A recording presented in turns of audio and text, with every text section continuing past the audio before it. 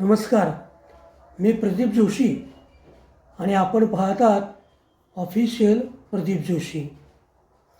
भाकरी तुमची, मटण आमचं. पालिका निवडणुकीत प्रचारसभेला जशी रंगत चढत होती तशी भोजनाला देखील 8 दिवस चांगलीच रंगत चढली. भाकरी तुमची, मटण आमचे असा निरोप आला की मतदार घरातील भाकरी घेऊन जेवणावळीला जात होते. काही ठिकाणी घराच्या गेटला काळ्या किंवा पांढऱ्या पिशव्या अनेक प्रभागात अडकवल्या जात होत्या.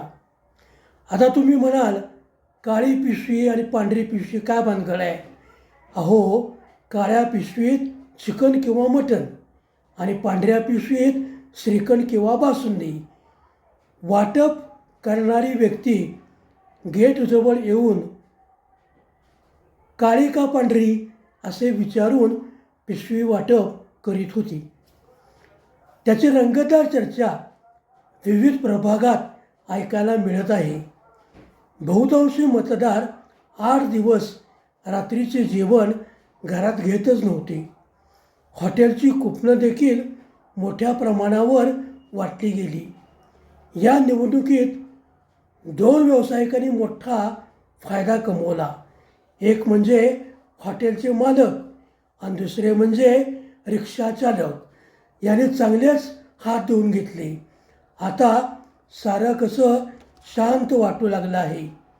नेहमीप्रमाणे काही मंडळी आजही हॉटेलकडे वळत आहेत.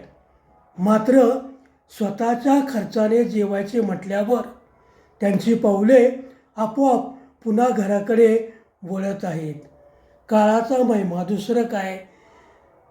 माझा व्हिडिओ आपणास कसा वाटला? आवडला असल्यास लाईक करा, शेअर करा आणि सबस्क्राईब देखील करा. धन्यवाद.